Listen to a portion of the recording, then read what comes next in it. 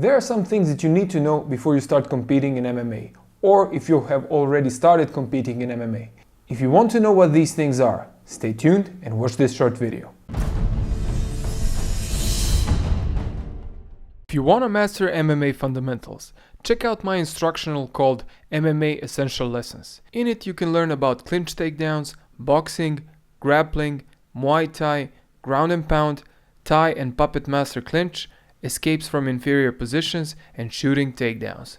Check out the link in the description below. Hi, my name is Mark Leichner from MMAcoach.net, where we teach coaches, fighters and enthusiasts how to train smart and not just hard. And in today's video, I'm going to guide you through some things that you need to know and do before you start competing in MMA.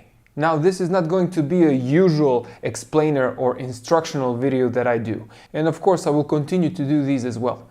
But today we are going to do something a little bit different. You're going to follow two of my students and me as we go through our competition. And one of my students, Luca, is going to compete for the first time in MMA. So this will be both the combination of an instructional video and a vlog, which I always wanted to do, but I never did. I did something similar when I did an MMA seminar in former Yugoslav Republic of Macedonia, which you can find here. It was more like a montage than a proper vlog where I talk and, do some montages. But this one is going to be a proper vlog. So come with me, I'm going to pick up my guys and we are going to a city up north in Serbia called Vrbas, which is 2 hours away from my hometown of Belgrade, which is the capital of Serbia. So let's go.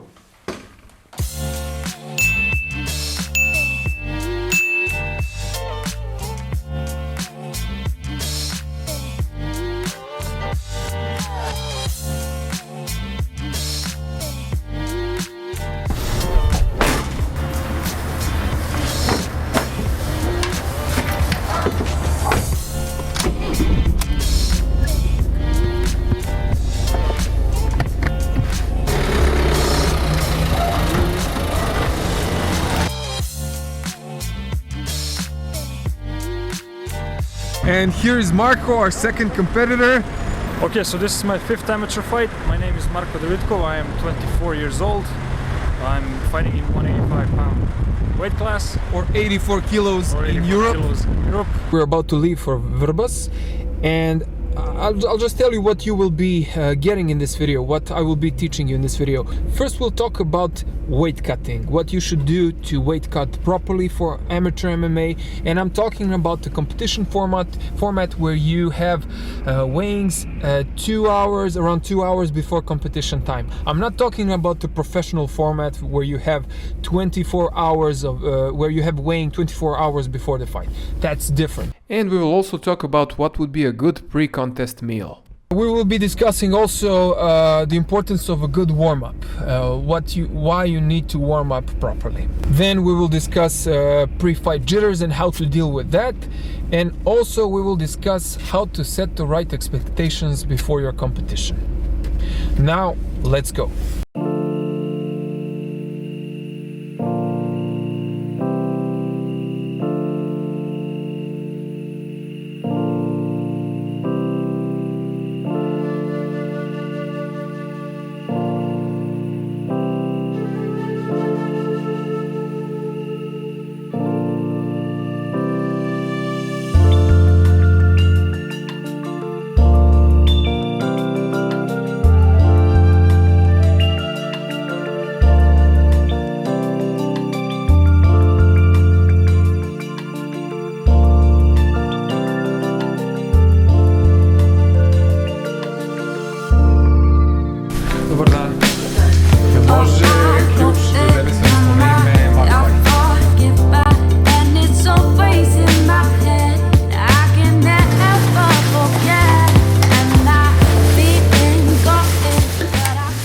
Here we are in the room and we're going to go and check our weight very soon.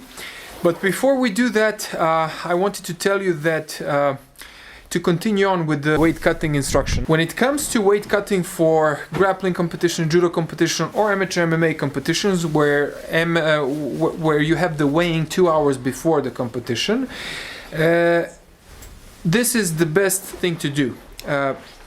Here we have 500 grams or half of a kilo of a tolerance. So we can, if Marco, for example, is 84 kilos, he can be 84.5.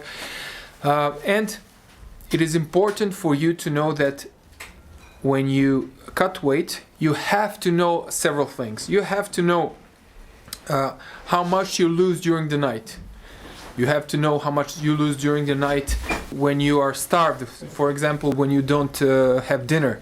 You have to know how much you lose during the night when you don't take any fluids. When you know these things, you can cut weight much more accurately. So for example, if you lose 700 grams during the night, you know that you can be 700 grams above your target weight the night before. Actually, to be safe, to be on the safe side, always be 200-300 grams below. So for example, if you lose 700 grams during the night, be 500 grams above your target weight, so you can lose 700 grams, or be either 200 grams below your target weight or at your target weight. Next thing you need to know about cutting weight is that you need to find as accurate of a scale as possible. What I tell my guys to do is to go to the doctor's office. They usually have accurate scales there, so they can check their weight there before competition, maybe several times if possible. But that does not mean that the scale in the competition will be the same as the one at the doctor's office. No, but still it's a good reference point. So now we're gonna chill in the room for a couple of minutes and we'll go and check our weight.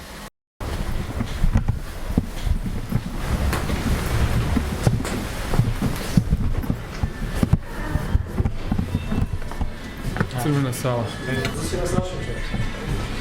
Ciao. Kako je? And here's the organizer of the competition, Petar. Hi.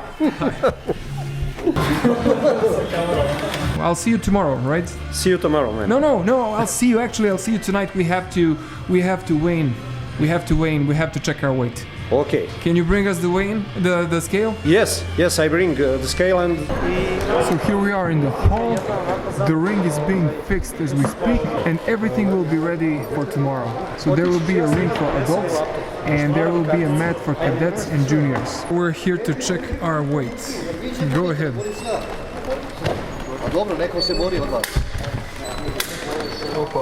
Okay, good. 80,5. Ovo još manje pokazuje nego ono. Is this correct? Where is your biceps?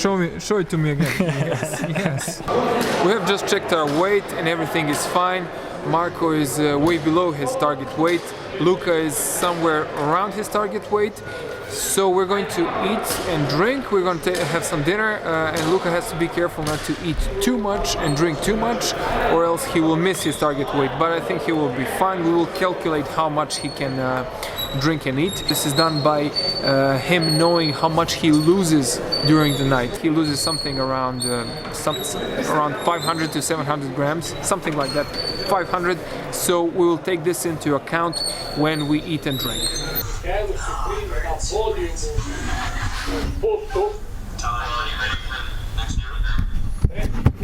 Okay, we have just returned from dinner. We ate well, and now we're ready to go to bed. So tomorrow there's a big day ahead of us.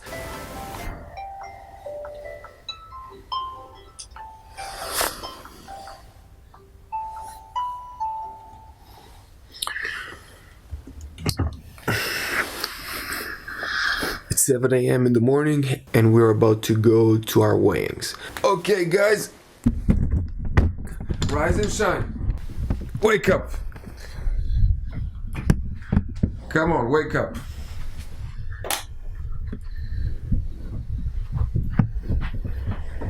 It's snowing outside, and I'm not ready for that. We're here at the official weighing, and my boys are gonna weigh in now. 76.7, good. 82 tačno. 82 kilos. We're just finishing up breakfast, and I wanted to give you my final thoughts on the weight cut and to tell you about the the format of amateur MMA competitions in Serbia.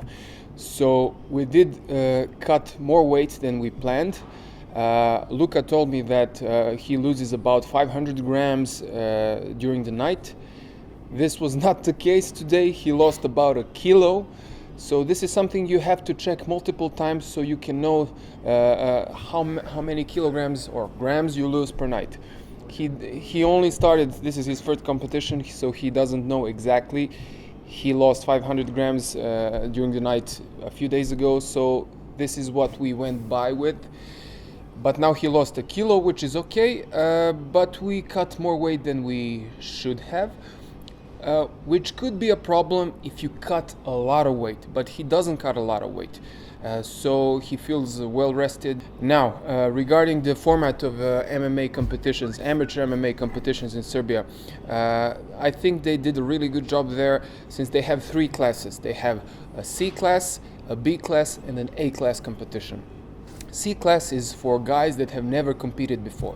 So this is Luka, and he will be competing with a guy that has never competed before, so it kind of evens out the playing field. And the B class is for guys that have from 1 to 5 amateur MMA fights. Then this is Marco.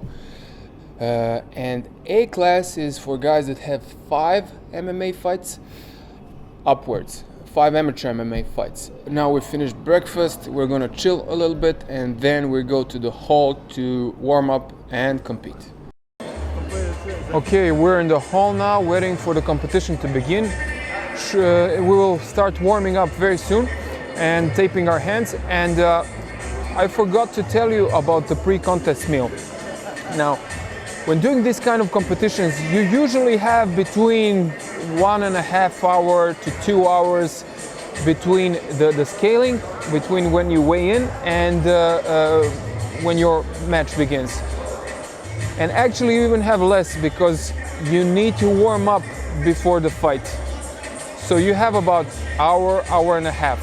And in that case, it's usually good to bring something from home and eat, like something very light, and eat so you don't get bloated and so you can perform well.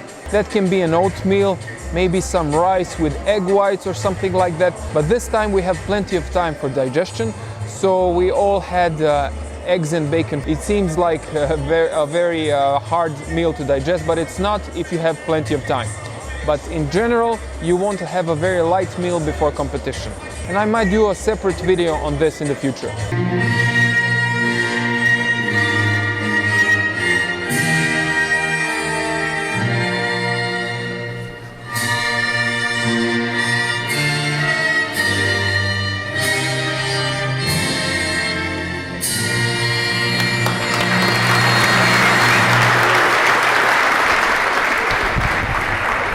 That was the national anthem.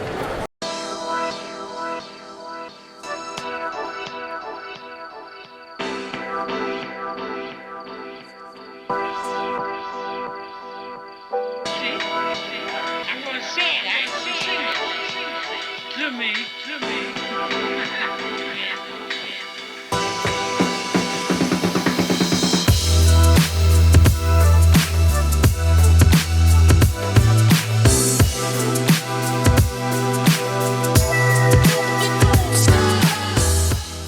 The first thing I do with my competitors is to make them break a sweat. And this is usually done by either jumping around, doing jumping jacks, or doing a jumping rope for about 10 minutes to get the blood flowing and for them to break out the sweat. Then I slowly add some pad work, first the boxing pad work, then the Muay Thai pad work. Then that's followed with some light pummeling and entries into takedowns. Of course, usually in the locker rooms or in hallways, you cannot throw the guy down, but you can lift him up and slowly warm up your legs and your back. And then if we have, I forgot to mention, when I showed you the equipment, I forgot to mention yoga mat. We have a yoga mat. You can't do much with it, but you can lie on your back, maybe get up a few times, do a few kimuras and triangles, which is better than nothing. In some competitions, you will have matted area where you can warm up, but don't count on it. Usually that won't be the case. Then, when they're sufficiently warmed up, I make them do a few really hard kicks and punches so they wake up. But don't overdo it. You don't want to tire them too much. You want them breathing heavy. You want them warmed up, blood flowing, sweating and everything. But you don't want to make them too tired before a fight. You can also sometimes do that if they're really fit. It's a good thing to make them really tired in a competition, because then they get their second win in the fight and they can perform very well. But this is very difficult to do with amateur fighters, so it's best to avoid it. And I will probably do a video about a warm-up sometime soon. We're getting ready to fight here. Luka is well prepared and we'll see what happens now. Here we are with Luka and Marco. Luka just finished his fight. He won his fight.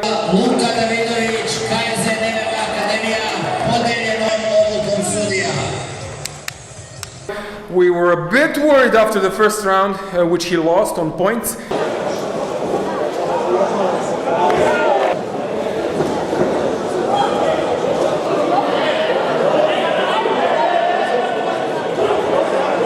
Then he came back during the second round, dominated.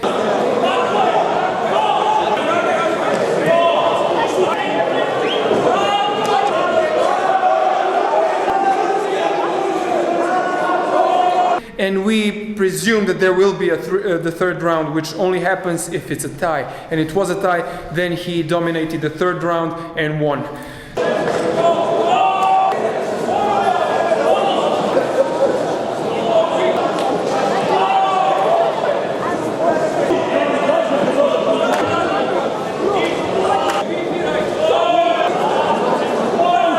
How do you feel? Good. Tired, good. Great. Now he has to rest. He has the finals, and yeah, I already told you that he was supposed to have just one fight in a C class. That was supposed to happen, but since there are 3 fighters in his category, they decided to make a tournament since one guy would be stood up, so the one guy wouldn't have a fight. So they agreed to have a tournament. So yeah, now we're in the finals, and Marco is about to fight after his finals. While Luka is walking out to his finals, we're going to talk about pre-fight jitters and how to deal with it.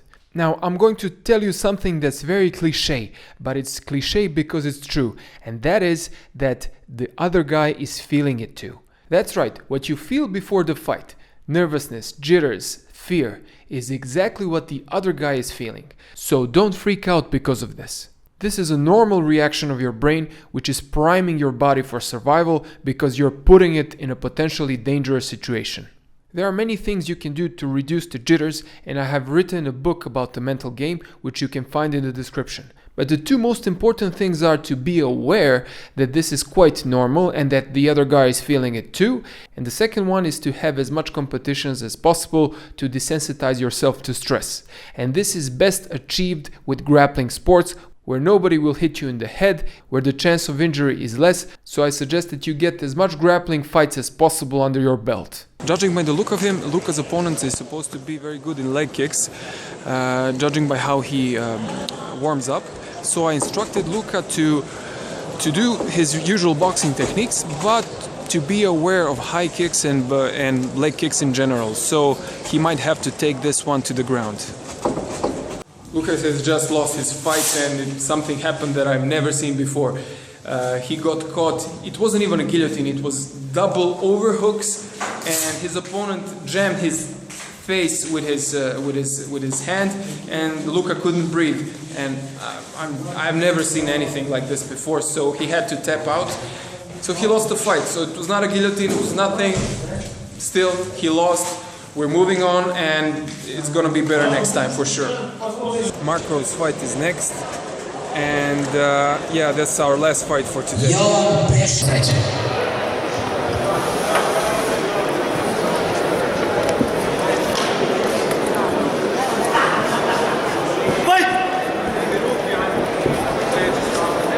Okay, I'm here with the winner Marco Davidko. Okay, so he just won. He finished the guy with the rear naked choke, and he finished the fight in the second round. Now, how do you feel? I feel great. I feel great. A little tired, but Is that all you can say? yeah. You know any? It's my first interview. I don't know. Okay. I was not completely satisfied with his performance, but I never am. Neither was I with my own performances. However, he did a good job.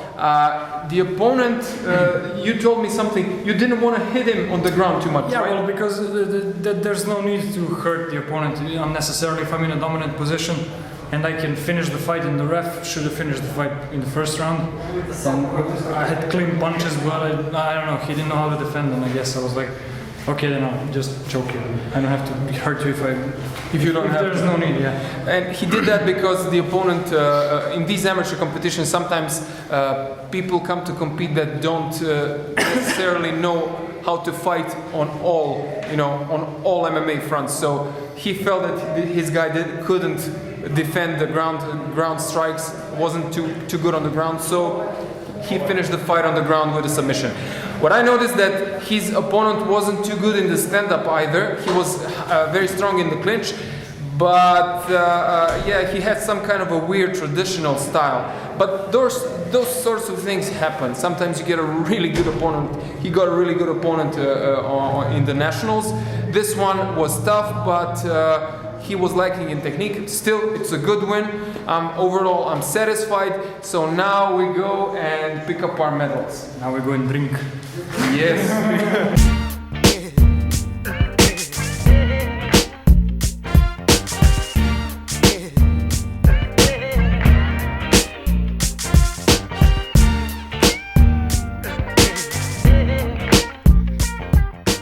And regarding setting the right expectations, it's very important to do so, both for the coaches and the fighter. Regarding the fighter, you need to know what to expect. You cannot expect too much out of yourself. I mean, you can, but you're setting yourself up for failure or for sadness, anger, and stuff like this. I had it happen to me many times. So when you start competing in MMA, of course you want to do good. We all want to do good. And I'm not saying to be like insensitive about this, like if you lose a fight, you will not care. No, this is not possible. Of course you will care. Of course you will be pissed off, but don't let it get to you. Don't let it last for too long. This is the most important part. Learn from your experience, improve in training, and this is the best way to approach a loss.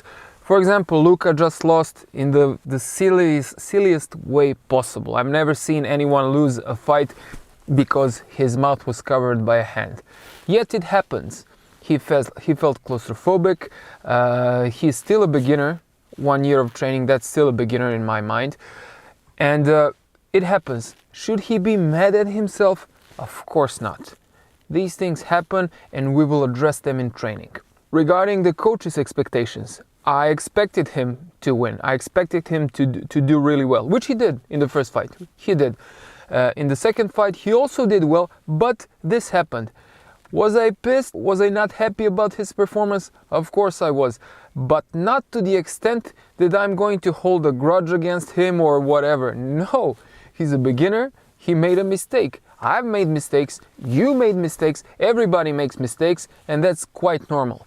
The important thing is to learn from the mistakes and not have them happen again. Many MMA champions use ground and pound as their go-to strategy. If you want to learn how to do it properly, check out my Total Ground and Pound Blueprint Instructional. The link is in the description. What, in your opinion, are the most important things to know before entering into MMA competitions? Let me know in the comments below. And also let me know if you like this video and if you would like me to do more of this vlog types of videos. If you like this video, like it and share it, and you can also subscribe to my channel. And if you like a more in-depth MMA training, check out my instructionals.